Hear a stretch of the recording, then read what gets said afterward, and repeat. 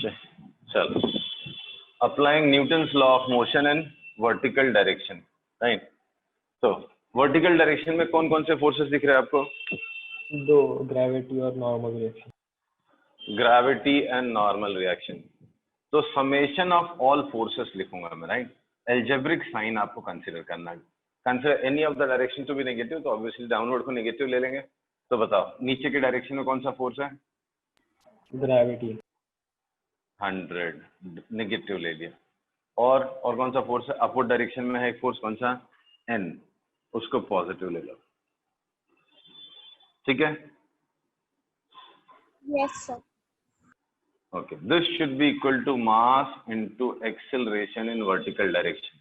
ये डायरेक्शन को अगर y एक्सिस नाम दिया तो mass into acceleration in vertical direction. Mass कितना है ब्लॉक का? ये सब आपके लिए ओरल होगा, बट मैं चाहता हूँ सिस्टमेटिकली अब धीरे धीरे कुछ पूरे स्टेप्स लिख के आगे जाओ। 10. What is acceleration in vertical direction? 10. 0. Block is at rest, accelerate हो ही नहीं रहा। नहीं? हाँ सर। हाँ sir. Block is at rest, accelerate हो ही नहीं रहा। तो 10 into 0, 10 into 0 0, so n is equal to 100. 100. Is it clear? Yes sir. Okay.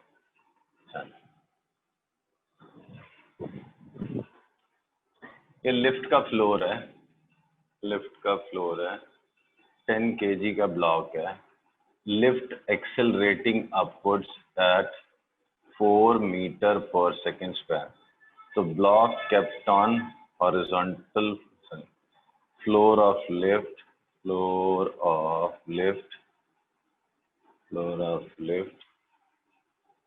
accelerating upwards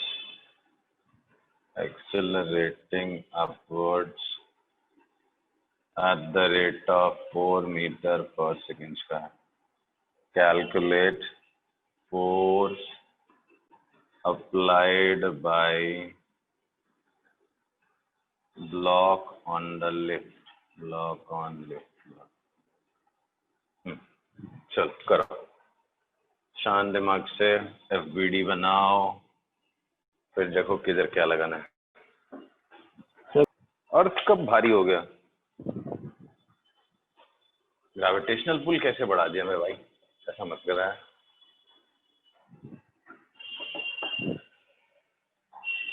sir नीचे की तरफ ज्यादा फोर्स लग रहा है। किसने बोला? कौन लगा रहा है? सर लिफ्ट ऊपर जा रहा है। तो इसलिए बोलता हूँ एकदम शांत दिमाग से, जब तक अच्छे से प्रैक्टिस नहीं हो जाती अपने ओवर एक्स्ट्रा डिसीजंस मतलब ब्लॉक साइड में निकाल के रखो। कौन से फोर्सेस लगते हुए नजर आ रहे हैं आपको?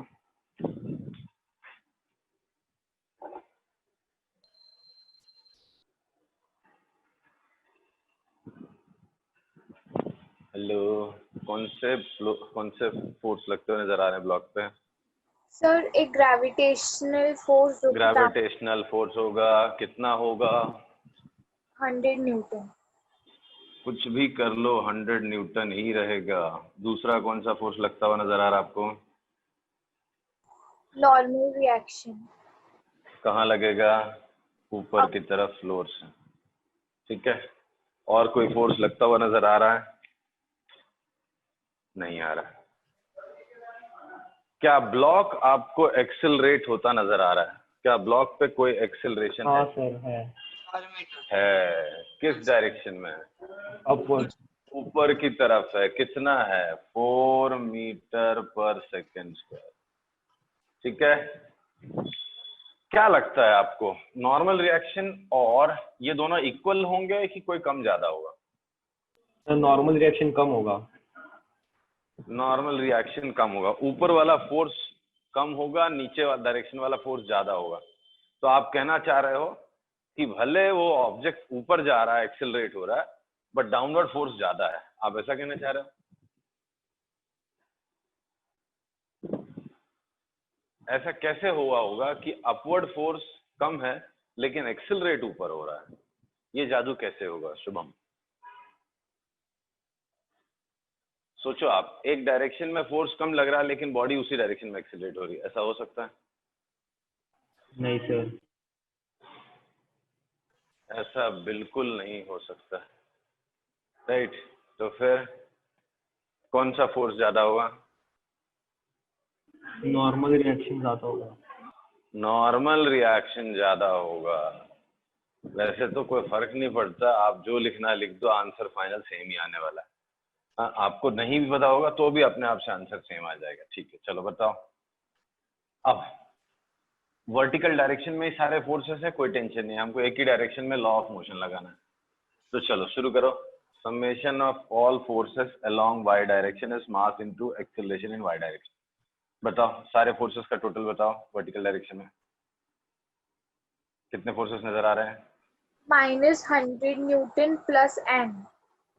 प्लस एन, और कोई है? 4 sir। Is equal to mass. Mass is 10 kg multiplied by 4। Upward direction positive लिया है और ऊपर की तरफ एक्सेलरेशन है तो +4। सो normal reaction is 100 + 40, that is 140 Newton. So normal reaction is 140 Newton.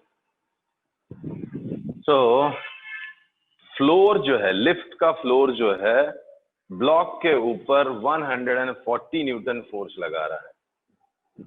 लेकिन क्वेश्चन में तो पूछा था ब्लॉक फ्लोर पे कितना लगा रहा है।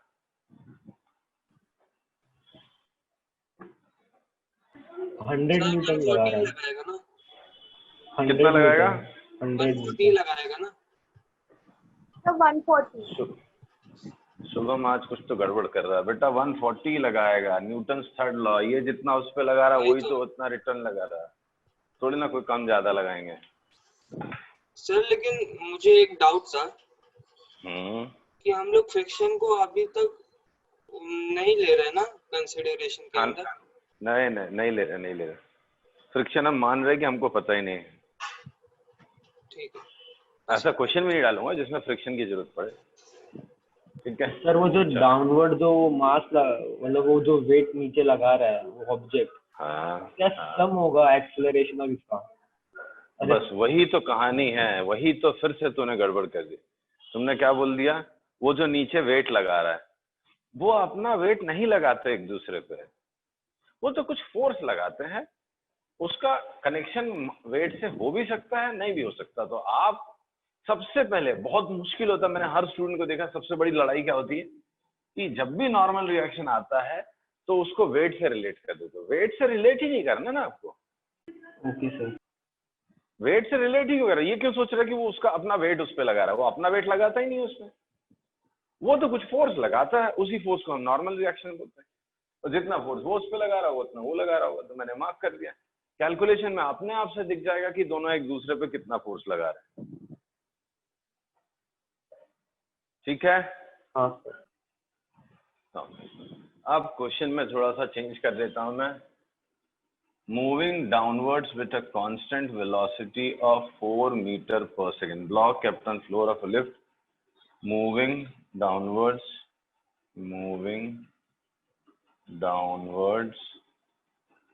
at the rate of 4 meter per second. Calculate force applied by block on the lift. पूरे स्टेप्स के साथ जाना, पूरे स्टेप्स के साथ जाना, कोई स्टेप स्किप मत करना। मैं नहीं चाहता शुरुआत में आप स्किप करो, उसके बाद आपको भी मालूम, मुझे मालूम है, आप खुद ही ओरली सॉल्व करोगे, देख के क्वेश्चन आंसर बता दोगे।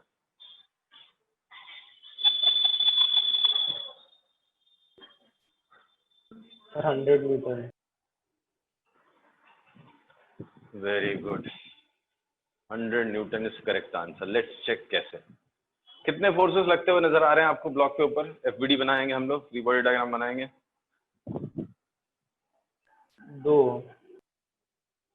दो फोर्सेस लग रहे हैं, तीसरा तो कोई आया ही नहीं। 100 और n, 100 न्यूटन नीचे की तरफ, n लग रहा है ऊपर की तरफ। ठीक है। Sum of all forces along y direction is mass into acceleration. तो -100 + n is equal to 10। Acceleration कितना है y डायरेक्शन में? What is acceleration? 0।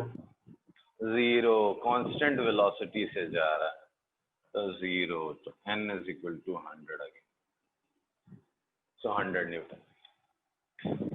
ओके, अब थोड़ा सा चेंज करेंगे, फिर से एक्सेलरेशन लेंगे 4 मीटर पर सेकेंड से, तो accelerating downwards at the rate of 4 meter per second square.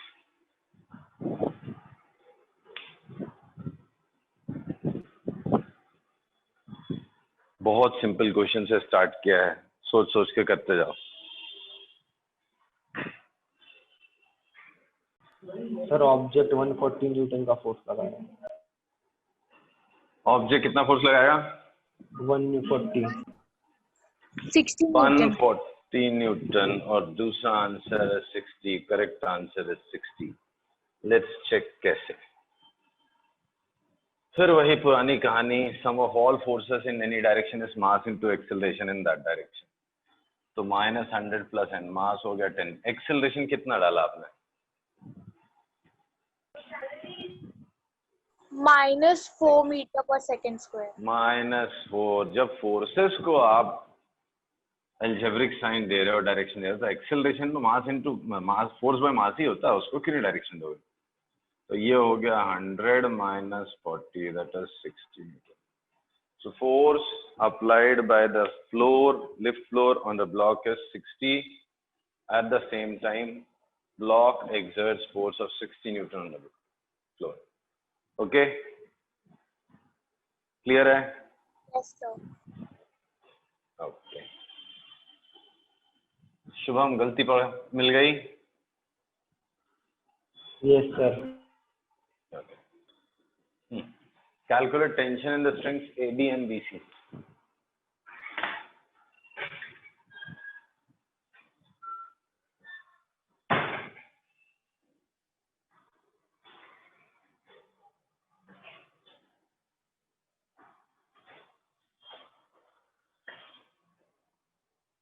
I am sure अभी तक आपने एफबीडी नहीं बनाया होगा, राइट? सर बस ब्लॉक का बन गया। तो ब्लॉक का ही तो बनाना है, एक ही तो बॉडी है, उसी को तो फ्री करना है। कितने फोर्सेस नजर आ रहे हैं आपको? अभी तक मुझे एक ही फोर्स नजर आया, वो ग्रेविटेशनल वाला। फिर टेंशन ढूंढोगे कैसे? टेंशन ही नजर नहीं आया तो? जब आपको टेंशन नजर ही नहीं आया स्ट्रिंग में, तो टेंशन ढूंढोगे कैसे?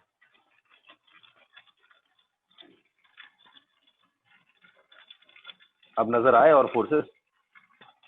हाँ सर। कितने फोर्स नजर आए? सर 2 ही है, ग्रेविटी और टेंशन। और ध्यान से देखो।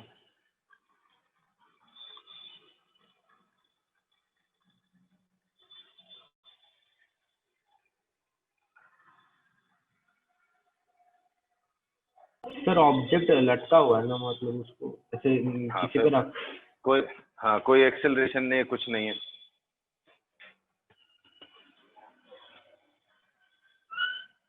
सर वो ये एक होगा 50 साइन 53 वाला फिर देखो तुम वो, मैं ये नहीं बोल रहा कि आप रिजॉल्व करो, रिजॉल्व करने की कहानी तो बाद में आएगी। पहला तो आप फोर्सेस तो गिन के बताओ मुझे, कितने फोर्स नजर आ रहे हैं आपको? क्षितिज नेचुरल रिएक्शन भी हो सकता है जहाँ पे वो रोप को यहाँ पे लगाया है ए पॉइंट पे। चांस ही नहीं है नॉर्मल रिएक्शन का। चलो सबसे पहले तो ये 10 kg ब्लॉक मैंने इधर बना दिया, ठीक है? ठीक है, अब देखो ये सिंगल स्ट्रिंग मान लेता हूँ, ठीक है? इस पे एक फोर्स लग रहा है नीचे की तरफ 100 न्यूटन, इसमें कोई डाउट नहीं सर। नहीं। तो मुझे ये बताओ कि अगर एक ही फोर्स लगता तो चिन्मयी, अगर एक ही फोर्स लगता तो नीचे नहीं जाएगा न्यूटन लॉ ऑफ मोशन के हिसाब से? अगर एक ही फोर्स लग रहा है तो अनबैलेंस फोर्स है, अनबैलेंस फोर्स है तो उसको एक्सेलरेट होना पड़ेगा नीचे की तरफ। मगर मैंने तो कोई एक्सेलरेशन दिया नहीं है, इनफैक्ट मुझे लिखना चाहिए था ऑब्जेक्ट ब्लॉक एट रेस्ट। चलो ब्लॉक एट रेस्ट लिख दिया, नहीं तो शुरू में कंफ्यूजन हो सकता है। अब देखो ये जो रॉड है, ब्लॉक है, जो कुछ भी है, ये इससे कनेक्टेड है, तो इधर एक टेंशन आएगा, tension in the rod BC, string BC T2 का था, इसमें भी टेंशन आएगा, टेंशन इन द T1। अब देखिए 3 फोर्सेस, नहीं नजर आया तो कोई टेंशन नहीं, फिर किसी ने शायद ऐसा भी देखा होगा, कोई उसमें बुराई नहीं है, वो भी सही है, किसी ने ऐसा भी देखा होगा कि इधर पे 100 और इधर पे एक टेंशन T, ऐसा भी देखा होगा, इसमें भी कोई बुराई नहीं है ऐसा सोचने में। किसी ने सोचा था ऐसा? तो स्टार्टिंग में देखा था मैंने, लेकिन फिर नहीं लगा ठीक। अभिजीत तुम्हारी आवाज नहीं आ रही, क्या बोल रहा? सर एक बार ख्याल आया था, फिर ठीक नहीं लगा ये ख्याल तो। ओके, क्योंकि वो ख्याल ठीक है, अगर ये स्ट्रिंग है तो ये स्ट्रिंग तो इससे कनेक्टेड नहीं है, तो इस सम को मैं ऐसा भी लिख सकता हूँ और ये करके फिर एक स्टेप एक्स्ट्रा करना पड़ेगा, वो भी बताता हूँ बाद में। पहले फिलहाल मैं मान लेता हूँ कि ये पूरी एक बॉडी है, क्यों तल्लंदी करूँ मैं क्वेश्चन, मैं इसको एक बॉडी मान लेता हूँ, इसको इसी का इंटीग्रेटेड पार्ट मान लेता हूँ। तो ये पॉइंट है, इस पे फोर्स T2 इधर लग रहा, T1 इधर लग रहा और 100 इधर लग रहा। आगे समझ में? अब क्या सारे फोर्सेस एक ही डायरेक्शन में लग रहे हैं? नहीं सर, नहीं। तो न्यूटन्स लॉ ऑफ मोशन कहाँ लगाओगे आप? तो आपको पहला काम करना है सारे फोर्सेस को सूटेबल दो सूटेबल डायरेक्शंस में रिजॉल्व करना। You have to resolve all the forces in 2 suitable directions. जैसे इस केस में, ये धीरे धीरे आपके अंदर सेंस आ जाएगा, इस केस में मेरे लिए सूटेबल लग रहा है मुझे वर्टिकल एंड हॉरिजॉन्टल। आप कहोगे सर नहीं मेरे को तो ऐसा ठीक लग रहा है, ये भी ठीक है, आंसर सब में आएगा, कॉम्प्लिकेटेड हो जाएगा। ऐसा करने से मेरे को बहुत सारे बेनिफिट मिल रहा है। जैसा पहला बेनिफिट तो यही मिल रहा है कि एक ही फोर्स मुझे रिजॉल्व करना पड़ेगा इस डायरेक्शन में और एक ही रिजॉल्व करना पड़ेगा इस डायरेक्शन, पहला बेनिफिट तो वही दिख रहा है। ठीक है, आ रही बात समझ में? तो अब फोर्सेस को रिजॉल्व करूंगा मैं, इसका कोई कंपोनेंट इस डायरेक्शन में लग रहा है, T2 का कंपोनेंट कोई वर्टिकल नहीं, किसी भी फोर्स का अपने वर्टिकल डायरेक्शन में कोई कंपोनेंट नहीं लगता। ये T1 है, ये एंगल 53 डिग्री है, इसका इस डायरेक्शन में एक कंपोनेंट लगेगा, कितना लगेगा? T1 sin 53। T1 sin 53 लगेगा। इस डायरेक्शन में इसका तो कोई कंपोनेंट नहीं, ये फुल T2 है और इसका T1 cos 53 डिग्री लगेगा। क्या आपको समझ में आया? हाँ सर। ठीक है, अब आ जाओ अप्लाइंग NLM इन, पहले वर्टिकल डायरेक्शन फिर लगाएंगे हॉरिजॉन्टल डायरेक्शन। तो let's apply in vertical direction, let's apply it in vertical direction. So sum of all forces in vertical direction is mass into acceleration in vertical direction. बताओ vertical direction में कौन कौन से forces लग रहे हैं with proper algebraic sign? Gravitational तो -100 Newton. -100 लिखेंगे, हाँ, फिर और T1 sin 53। प्लस या माइनस दोनों साथ में बोलो, plus T1 sin 53 degree is equal to कितना?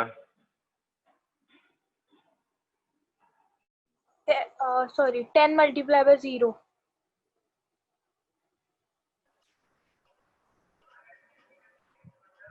सर स्क्रीन फ्रीज हो गया।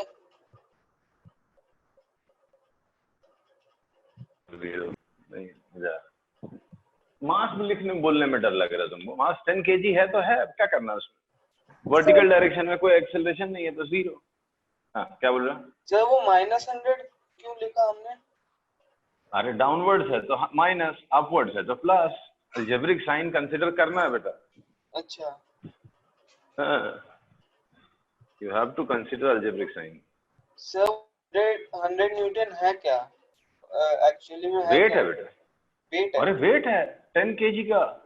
हाँ तो वेट है तो उसको माइनस में कैसे गया? वो तो पॉजिटिव में रहेगा ना।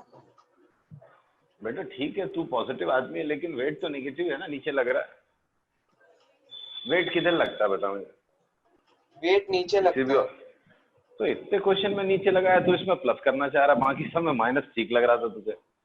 अरे नीचे है तो डाउनवर्ड फोर्स को नेगेटिव ले लो, अपवर्ड फोर्स उसको पॉजिटिव लेंगे। सर लेकिन वेट ऊपर लग कैसे सकता है? तो नहीं लग रहा है, इसके लिए तो माइनस है ना बेटा। में नीचे लग रहा है तो जो फोर्स नीचे लग रहा है उसको नेगेटिव डाला मैंने, -100। तो पिछले सारे सम्स में तो -100 डाला था, तब तेरे को ऑब्जेक्शन नहीं आया। नहीं सर, पता नहीं क्यों अभी अचानक से मेरे दिमाग में उठा कि -100 नीचे क्यों जा मुझे रहा क्या है। बता, क्या ये सारे फोर्सेस एक ही डायरेक्शन में है? नहीं। ठीक है, अब तू क्या फोर्सेस को मास की तरह ऐड करना चाहता, फोर्स में भी 10 और 10 20 बनाना चाहता है? नहीं वो तो नहीं। फिर वेक्टर्स को इज्जत तो देगा ना बने।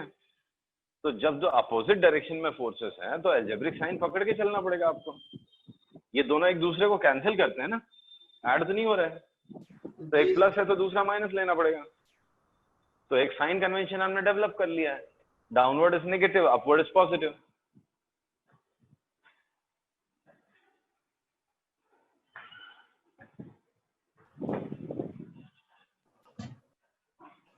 नहीं समझा? समझा सर, मुझे समझा। तो -100 plus this is equal to 0। तो T1 is equal to 100 upon sine 53 degree. Sine 53 degree is 4/5, 500/4, 125 newton है। So tension in the first one is 125 Newton.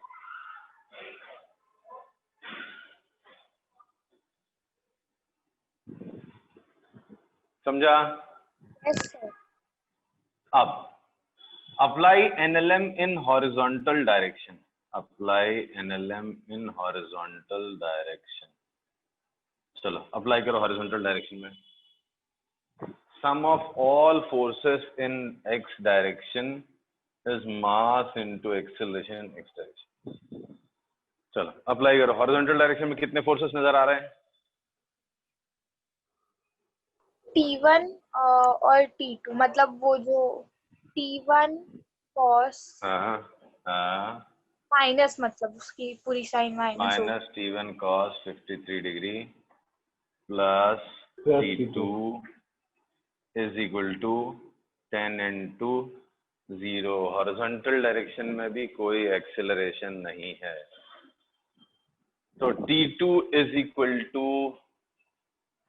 T1 cos 53।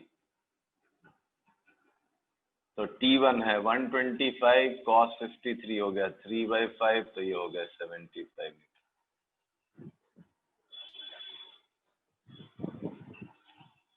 क्या समझ में आया आपको?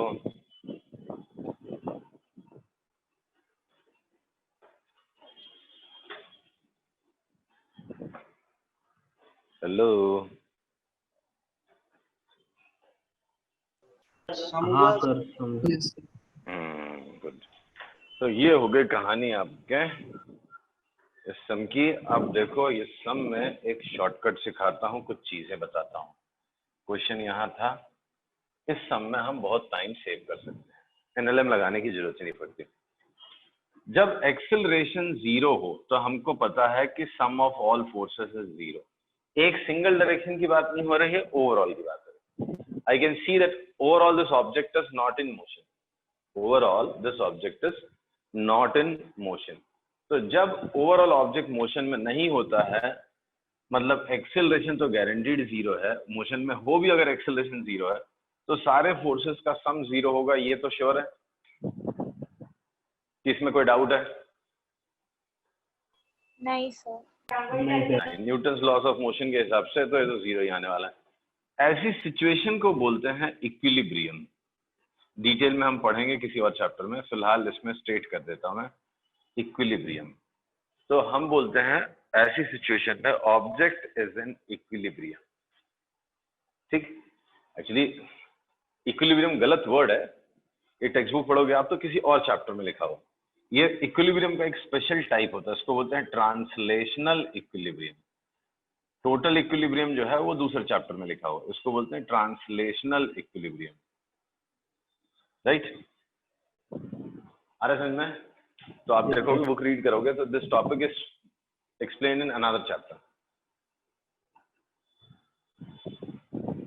सो दिस इज ट्रांसलेशनल इक्विलिब्रियम. जब ऐसा, ये कब ऐसा होता है, तो पहले तो ये बता दूं मैं आपको कि कब ऐसा होता है. अगर दो ही फोर्सेस लग रहे हैं, मैं आंख बंद करके बोल सकता हूं कि ये दोनों इक्वल एंड अपोजिट होंगे. Case one, if only two forces are acting,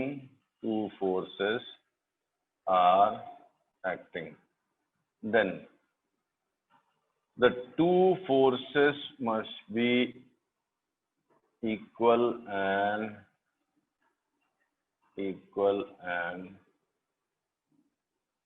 opposite to each other. Yeah? If only two forces are acting, then the two forces must be equal and opposite to each other. This is a block acted upon by two forces. This is 100, this is not known. और किसी ने मुझे बोला acceleration नहीं, मैंने बोला ये 100 है, खत्म. किसी ने बोला body is in translational equilibrium, मैं समझ गया कि दूसरा जो फोर्स है इसी के बराबर होगा और अपोजिट होगा. आ रहा है समझ में?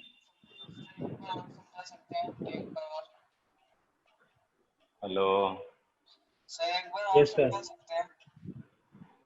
मैं ये बोल रहा हूँ, अगर किसी ने बोला ऐसे ना फिगर है ना कुछ है, आपको बोला एक ऑब्जेक्ट है जिसपे दो ही फोर्स लग रहे हैं और बॉडी इज इन इक्विलिब्रियम, तो आप क्या कह सकते हो? तो सबसे पहली चीज तो मैं कह सकता हूँ कि दोनों एक दूसरे के इक्वल होंगे और अपोजिट होंगे.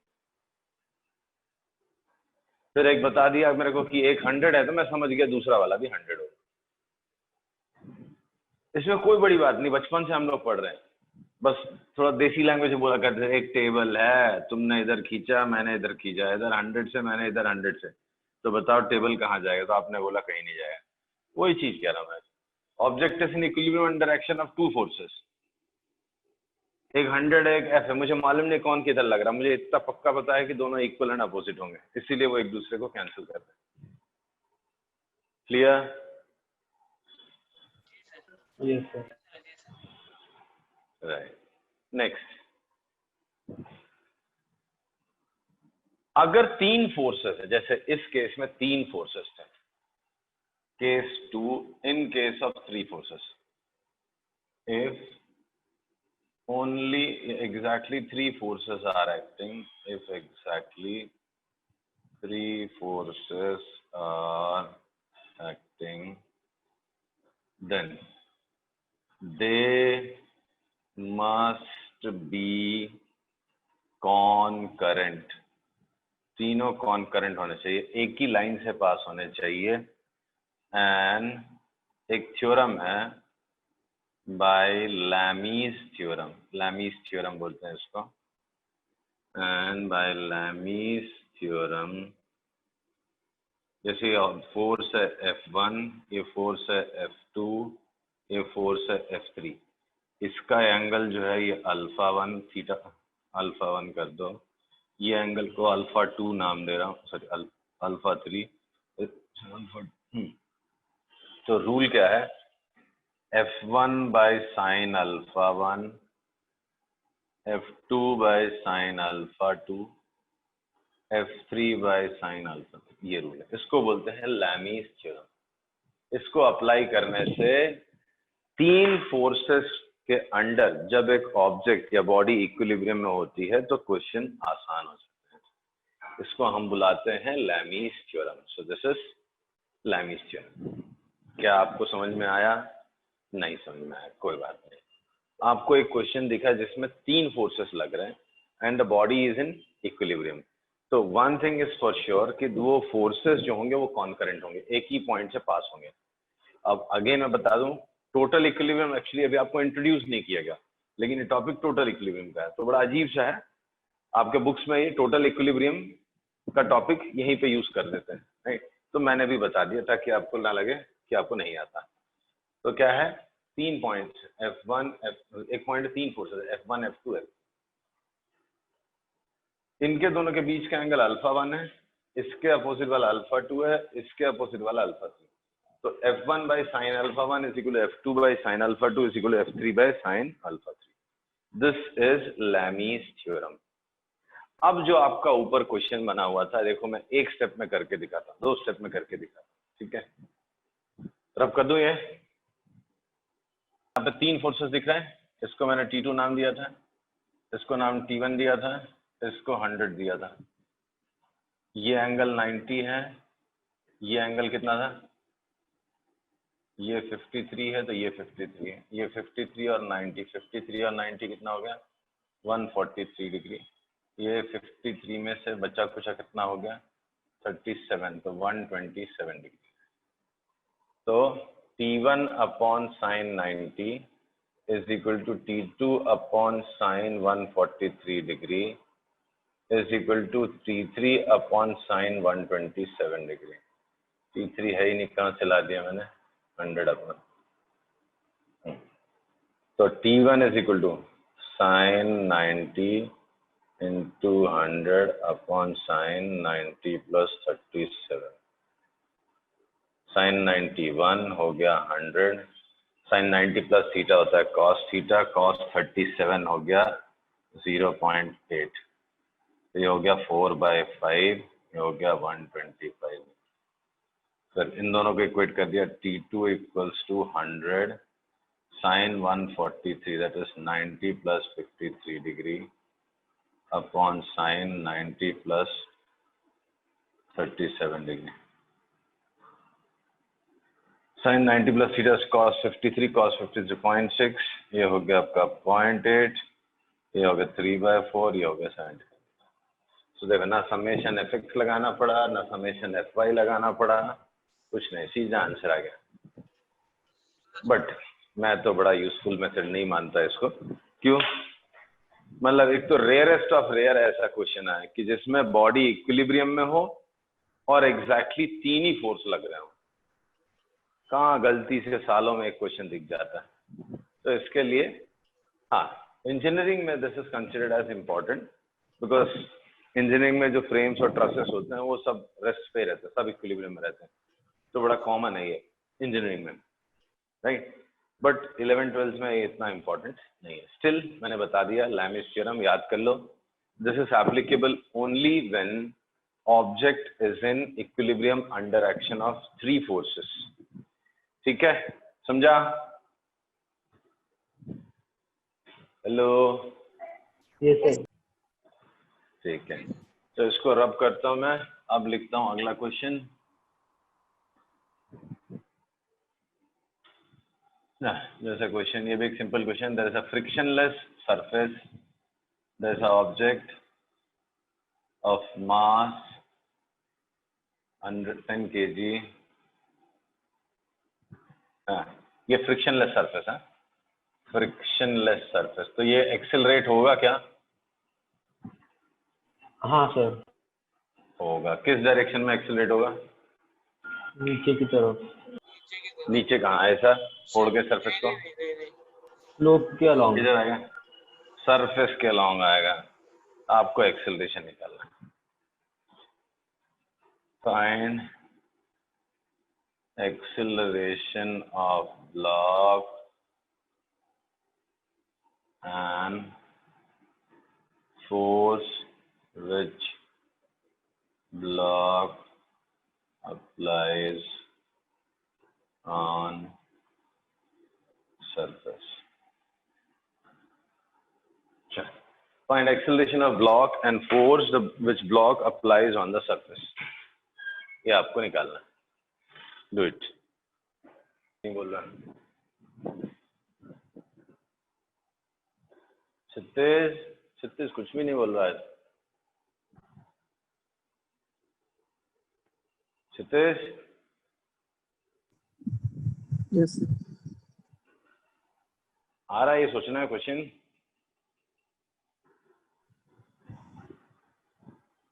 सर नहीं आ रहा समझ। ओके, लेकिन आज जितने क्वेश्चन है ये सब प्रैक्टिस करना तुम लोग। हाँ, मैं तो बताते जाऊंगा, बहुत क्वेश्चन करेंगे हम लोग। मुझे मालूम है टॉपिक शुरू में तो कुछ भी नहीं समझता। चलो, एफबीडी कौन बताएगा? ये ब्लॉक है। कितने फोर्सेस नजर आए आपको इसके ऊपर लगते हुए? दो फोर्सेस कौन से? एक ग्रेविटी। ग्रेविटी और ग्रेविटी नीचे लग रहा है 100 न्यूटन। दूसरा कौन सा फोर्स लग रहा है? Normal reaction perpendicular to plane. Normal reaction लग रहा है। आपको लगता है ये बॉडी इक्विलिब्रियम में होगी? नहीं। जब दो ही फोर्स दिख रहे हैं आपको और ये दोनों फोर्स तो गारंटीड कभी भी इक्विलिब्रियम नहीं दे सकते। क्यों? इनका तो बराबर वेक्टर एडिशन ऐसा रिजल्टेंट आएगा, राइट? तो इस डायरेक्शन में रिजल्टेंट होगा, इसी डायरेक्शन में एक्सेलरेट होगा। ठीक है, चलो ये बात हो गई। आप बताओ, एफबीडी तो बना लिया आपने, ये भी आपको पता है कि एक्सेलरेशन इधर होने वाला है, क्योंकि इस डायरेक्शन में तो जा नहीं सकता, उचक के इधर जा नहीं सकता, तो जाना तो उसको सरफेस के अलाउंग है, राइट? ये तो हमारे इंस्टिंक्ट ही बता देते हैं, राइट? हाँ सर। ठीक है, अब देखो किस दो डायरेक्शन में आप रिजॉल्व करोगे। क्या आप इनको ऐसे रिजॉल्व करोगे या आप इनको ऐसे रिजॉल्व करोगे? कैसे रिजॉल्व करोगे? सर ऐसे अभी जैसे आपने किया। हमेशा एडवाइजेबल है along the surface and perpendicular to surface करो, काम आसान हो जाता है। तो इस डायरेक्शन को मैंने y नाम दे दिया, इसको मैंने x नाम दे दिया, और मुझे मेरा एक्सेलरेशन भी इस डायरेक्शन में। चलो अब रिजॉल्व करो, कंपोनेंट्स बताओ। क्या इसको रिजॉल्व करने की जरूरत है? ये एक डायरेक्शन है मेरी और ये नहीं सर, इसको क्या रिजॉल्व करना है? पूरा का पूरा उसी डायरेक्शन में, इस डायरेक्शन में कंपोनेंट ही नहीं आएगा। अरे सॉरी सर, एंगल ही नहीं दिया, कोई पूछ भी नहीं रहा मेरे से। हाँ सर वही मैं सोच रहा था स्टार्टिंग में, क्या एंगल नहीं दिया आपने। 53 गलती हो गई, ये 53 डिग्री। तो ये एंगल कितना हो जाएगा? ये 53 डिग्री, ये 37, ये 53 डिग्री हो गए। तो इसके दो कंपोनेंट, एक इधर आएगा और एक इधर आएगा। इस डायरेक्शन में क्या आएगा? 100 cos 53, और इस डायरेक्शन में 100 sin 53। एग्री? Yes sir. ठीक है, चलो अब किस डायरेक्शन में लगाऊं? पहले एनएलएम लगाना है आपको। किस डायरेक्शन में लगाऊं? अलोंग एक्स या वाई? जो बोलो लगा देता हूँ। पहले अलोंग एक्स लगा दो सर। अलोंग एक्स लगा देता हूँ। तो बताओ अलोंग एक्स कौन कौन से फोर्सेस लग रहे हैं? सारे फोर्सेस बताओ अलोंग एक्स। एक ही लग रहा है सर। एक ही लग रहा है, 100 sin 53, दूसरा फोर्स ही नहीं आया। This is equal to mass. Mass कितना ब्लॉक का? 10 इनटू इस डायरेक्शन में एक्सेलरेशन। sin 53 हो गया कितना? 0.8, ये हो गया 8। तो acceleration along x is 8 metre per second square. Acceleration along x is 8 metre per second square. आ रहा है समझ में? हाँ सर। चलो अब किसके अलोंग लगाऊं? अरे दो ही तो डायरेक्शन, एक हो गया, तो दूसरा किस पे लगाऊं? वाई पे लगाए। Along Y. अलोंग वाई कितने फोर्सेस लग रहा है? दो। कौन से? एक तो नॉर्मल n और minus 100 cos 53। This is equal to mass कितना? 10। इस डायरेक्शन में एक्सेलरेशन 0। इधर जंप थोड़ी ना मारी है उसने, 0। So n is equal to 100 cos 53, 60 newton. So normal reaction है 60 न्यूटन। 60 न्यूटन आएगा नॉर्मल रिएक्शन। ठीक है? हाँ सर। ओके, तो अगर आप अब आंसर बताना। Find acceleration of block. Block का एक्सेलरेशन कितना है? एक्सेलरेशन ऑफ ब्लॉक है 9.8 मीटर पर सेकंड। कुछ भी बोलता है यार, कहाँ 9.8 दिख रहा है ब्लॉक का एक्सेलरेशन? सर वो तो आपने तो बताया सर। क्या बोल रहा है? मैंने कब बताया? ब्लॉक का एक्सेलरेशन है 8 metre per second square in this direction, that's it. अरे सर वो मैं गलती से तो 9 लिखा हुआ है। 8 metre per second square along the surface. What is the force with which block presses the surface? Block surface पे कितना फोर्स लगा रहा है? 16 न्यूटन। 16। 60 न्यूटन। उनका इंटरेक्शन नॉर्मल रिएक्शन माना जाता है। गलती से आप ये मत सोच लेना कि वो अपना वेट लगा रहा है। अंदर से आपको आवाज आएगी, अरे पूरा वेट तो डाल दिया उसने उस पर। वो अपना वेट नहीं डाल रहा है, सिर्फ कंपोनेंट डाल रहा है। कौन सा? ये वाला कंपोनेंट। तो 100 cos 53 इज नॉर्मल रिएक्शन। तो कोई पूछेगा आपसे इस केस में ब्लॉक ने कितना फोर्स लगाया सरफेस पे, तो आपका जवाब होना चाहिए 60 न्यूटन। समझा? Yes sir. गुड। चलो, आई विल स्टॉप हियर।